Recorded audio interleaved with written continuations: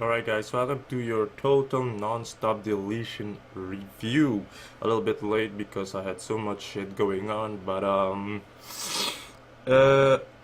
the show was trending worldwide, sorry, obviously. And I think it was yesterday or Thursday that I tweeted on my Twitter saying that this event that TNA could have done this event live streaming on YouTube, because I think a lot more people would be able to see it and watch it, and you can imagine how many views that video would have gotten. But at the same time, it's a good thing that that didn't happen, and the reason why is because I'm just gonna say it right away. To me, this show was a little bit disappointing. Um, and that's the thing. Here's the thing. They hyped the show so much. They have shown us so many highlights, so many spots that they showed it in a way that you actually thought or would have guessed that shit was really going to go down in this show. But that wasn't the case, and that's the problem with trailers. They only show you the good spots, and when you finally see the whole thing, it's like, huh? And that's what this show was. And I also think that this show wasn't really meant to be taken seriously, all because simply due to the fact that this show was literally meant for entertainment purposes. Like, there was too much silliness, too much comedic spots, and all of that. But I'm gonna run through it real quick, and give you my thoughts, because I did like, because there are some things that I did like though. So the show opens up with the intro, Beth Hardy on the boat. You have Jeff Hardy mowing the grass, doing a cymbal thingy. You had Robbie Sky playing the piano, which I like because it had this really gothic feel to it, and I really like that. And after that, the show then started with some anchor guy, some news guy, basically news report, basically saying what's going to happen, what's going to transpire in North Carolina, and all of this. And then you had the journalist, I think Betty was her name, who was at the scene trying to interview a few people, but then each week kind of appeared acting all crazy and shit. So that was how the show basically opened. And then the show started with the Hardys and Benjamin coming out. Basically, basically Matt Hardy was busy hosting the show, telling how it's going to be, what is going to happen, and while he was talking, Rockstar Spot then came out. Rockstar Spot obviously pissed at his son, saying how his son is just a little kid and has more TV time than Rockstar Spot, which is true in a way. But and then he wanted to challenge Baby Maxwell. So Matt Hardy then gave him that match, and then we had our first match, King Maxwell against Rockstar Spot. And it was funny how Maxwell came out with his car. I thought that was really cool and sweet to see. But I wrote a lot of cuts in the show too, though. But yeah, King Maxwell versus Rockstar Spot, and I liked how they did the angle, because I mean, come on, seriously, guys, you didn't really think Maxwell was actually gonna wrestle, right? So I was really okay with this angle, with Benjamin coming inside the ring and tasing Rockstar Spot with a taser. And what surprised me was that Maxwell knew what to do, and that was going for the pin count. And he actually ran to Rockstar Spot to get the pin count. So King Maxwell was the winner, and that was really I like this spot. I was pretty okay with this spot, because I mean, come on, it's just a little kid, pretty much just still a baby. You didn't expect him to actually wrestle, which is why I'm fine with this little spot. Just something fun, and for the little guy to have this experience, even though he probably has no idea what the fuck was going on. But that's really cool thing to have him featured as well, because King Maxwell indeed is over. And then we had another news report from that anger guy, from Betty, at the scene, where she's basically saying that the roads are closed, no one can pass or no one can go out. But then the Helms Dynasty appeared, telling her that they need to go in because they are a part of the tag team Apocalypto. And then we had our second match, which was Sienna Sienna came in and pretty much issued an open challenge, and the first person or the thing that came out was Vanguard 1. So basically, Vanguard 1 wanted to wrestle Sienna. Thought this was really silly, but like I said, it's for entertainment purposes. Because if they really were to go with this angle, I would have been pissed because like really like holy shit, what the fuck, makes no fucking sense. But then you had the referees telling Vanguard want to go out because he's not gonna wrestle a woman or whatever the hell. But then ODB appeared, that one dirty bitch. So Sienna versus ODB. It was good to see ODB, even though I see her almost every week because she is also at Ring of Honor and the Women's of Honor doing matches. So, but it was nice to see her appear on the Impact show again. I like ODB. She has somewhat charisma and can be a good wrestler when she's serious though, because she's basically never really serious when she wrestles. But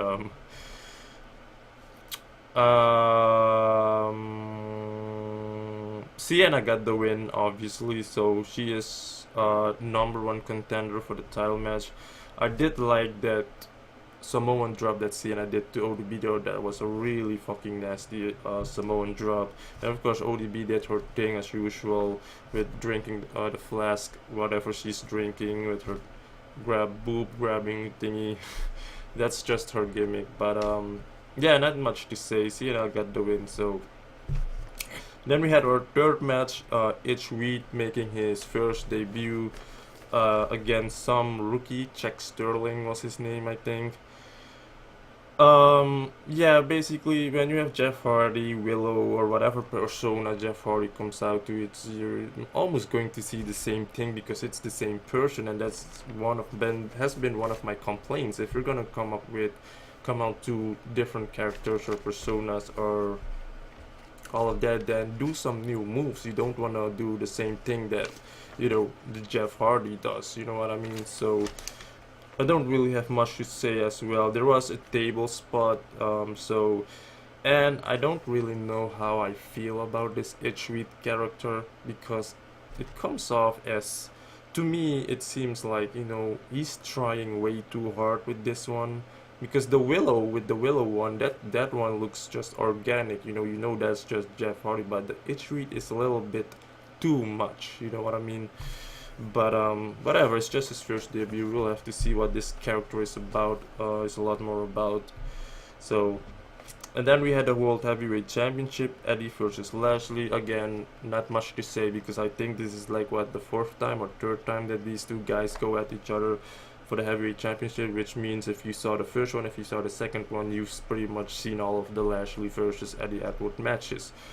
But there was a door shot. I don't know if it was Lashley or Eddie that slammed the one in the door, so the match took place further outside. And then after that, the tag team Apocalypto, which featured the Hardys, the Helms Dynasty, Rock and Roll Express, and Decay. So I'm going to now talk about the things that transpired in this whole apocalyptico, whatever you call it.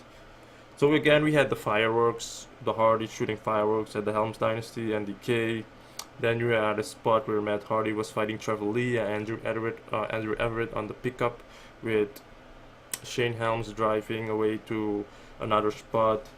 And then you had Decay fighting a bunch of guys. There was a gate and you had a bunch of indie guys outside. I'm probably sure all of them were rookies because I don't know none of them, and that's another disappointment about this show. I actually thought that a lot more wrestlers, in particular indie wrestlers, those that we actually knew, would appear, but that hasn't been the case, and I already had a feeling that we wouldn't really see much of that, knowing that these wrestlers that we actually were hoping for to appear wouldn't show up, is because they are contracted, and if you're contracted, then obviously they probably won't show up unless the company really allows it to.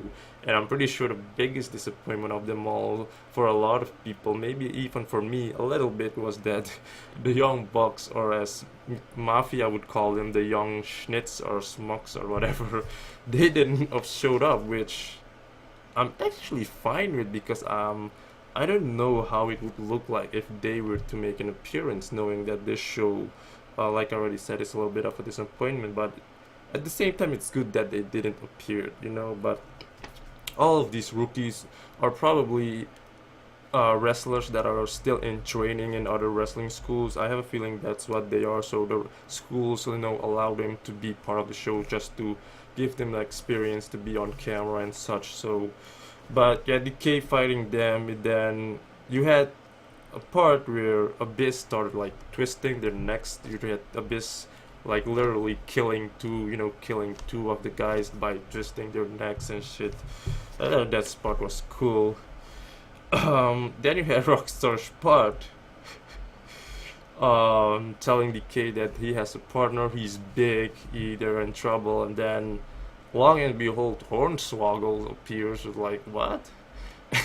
And he had a t-shirt on that's normally that t-shirt would say King of Strong Style, which is a Nakamura t-shirt, but Hornswoggle, his t-shirt was said King of Small Style, and I really like that. That was funny. I'm pretty sure they sell it on Pro Wrestling Tees, but um, you also had Matt Hardy. You also had the Hardys and Dine Helmsley fighting somewhere at a railroad or something. Then you had a spot where Trevor Lee and Shane and Andrew F were fighting Gascard or Skarsgård or whatever that boat's name is, because they're all pissed with Matt Hardy using the boat to kind of break the count. A lot of silliness in this show, seriously. And then you had Matt Hardy throwing Shane Helms into the river of reincarnation. Later, we will see what he turned out to be. And then after that, there was also the Hardys versus the Rock and Roll Express, which, I mean, yeah, there are a bunch of old guys, so I don't know. Then you had that, and then you had a part where Trevor Lee and Andrew Everett were in the ring in the compound fighting two other guys. I forgot what their names were, but those are also indie guys. And you had Rockstar Spot and Hornswoggle also being part of that fight, with Rockstar Spot kind of telling Hornswoggle what to do, pushing him around and such. So Hornswoggle took a chair and started hitting a few of the guys, but then he got pissed off, so he turned on Rockstar Spot and power bombed him, and then did some kind of a frog splash. So he just told Andrew Everett and Trevor Lee to make the count, whatever, he's all yours. That was also a cool angle. And then we went back to this Decay at the gate where James Storm appeared, and Decay thought he was alone, but then he was with a bunch of other guys wearing masks. And I'm gonna be honest with you, this part has probably got to be the most disappointing part of the entire show, because like I said in the trailer, when they were showing us the highlights, when they were hyping the show, and they showed the part of James Storm with all these guys also wearing masks, you thought shit was going to go down. And that wasn't the case. They really made James Storm look like a fucking joke. I mean, holy shit, you had Decay fighting all of the guys. Like, they really made the Abyss look strong in this show, definitely. So he threw away all those guys that were on him, and you had also only James Storm left standing. Then you had another guy that showed up, claiming that he's part of the DCC, or that he is DCC, and then you had Decay choke slamming him or whatever he did.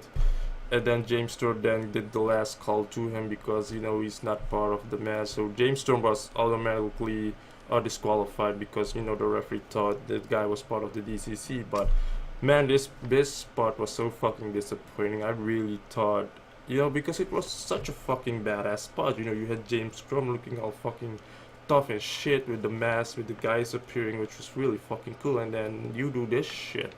That was really fucking disappointing. I'm sorry, it was. And then you had another spot where The six guys you all were also Lashley and Eddie Edwards, the Hardys and Trevor Lee and such were fighting each other. Sorry, DK were fighting each other. Where all of a sudden the volcano erupted with an explosion. Thought that was a really cool spot.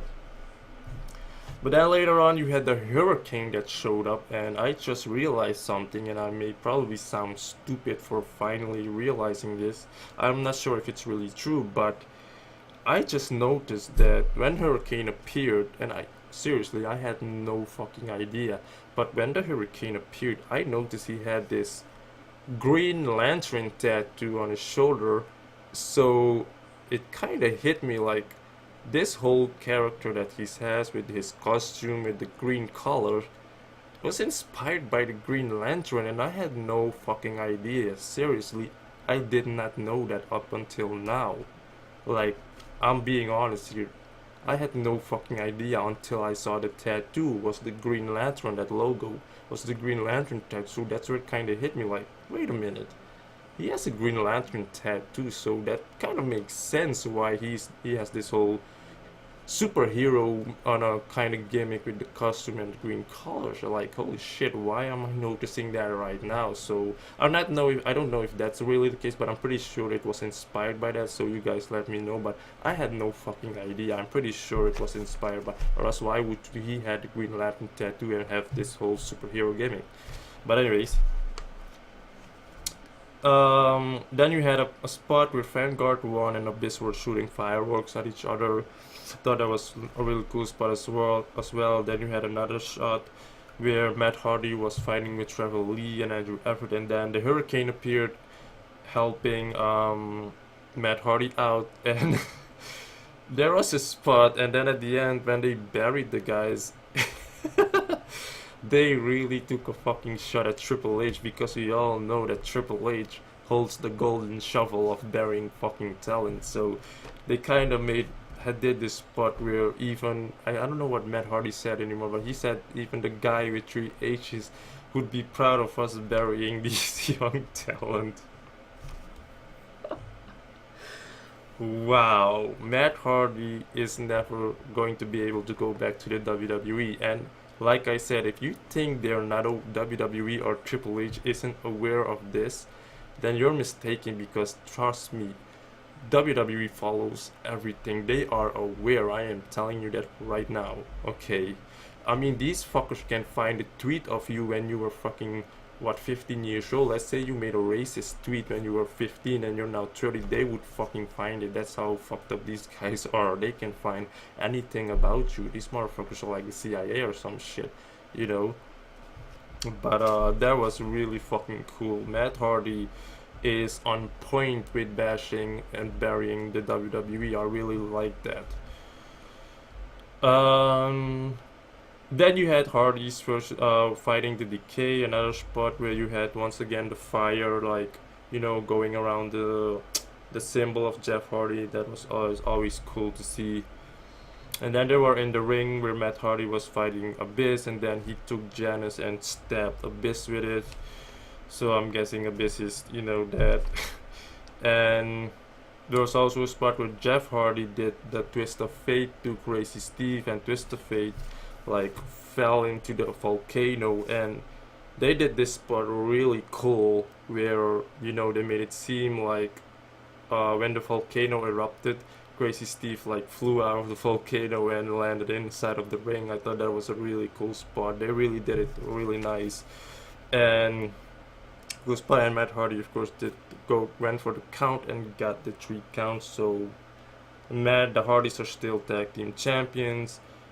They did not show the part of Lashley and Eddie Edwards on who's the winner, so I'm guessing they will probably have another rematch on Impact show, or they were gonna show that spot on the Titantron as to, you know, what happened further on, who became champion and shit. So that's how it ended. And like I said, I'm gonna be really honest with you, this was not a great show. It wasn't all that good either. It was just okay. It's passable, but good, great, no. If I'm gonna, to be honest with you, I enjoyed The Great War, and what was the first one, the Final Deletion or something like that. I enjoyed those two more than I did this one, you know, because they really hyped this show into letting it seem like it's going to be so fucking awesome, but it wasn't. It just wasn't, you know. But that's my thought. Those are my thoughts, man. If I have to rate this show, I would give it a 7, maybe even a 6.5 out of 10. I'm sorry, that's just how I felt. You know, it could have been. I expected so much more, and the show also felt rushed, and it was too short. You know, uh, I don't know, but whatever. Let me know in the comment section what your thoughts are on what you like and what you didn't like, because some people only talk about what they like. I mean, you gotta express too what you didn't like. You know what I mean? So also let me know what you didn't like, not only what you liked about the show. Okay, but that's the review. Thank you for watching, and subscribe if you haven't already, and I will see you next week. I don't know if is there a show next week? I don't know, because there are only like 2 weeks left, and I'm also a little bit pissed off at Shop DNA because my shit hasn't arrived yet. But yeah, that's about it. See you guys on the next review. This show could have really been groundbreaking, but it wasn't. I'm sorry. It just wasn't. But it was a cool event, though. I'm just gonna keep it at that. It was a cool event, but was it great? Was it good? Not really.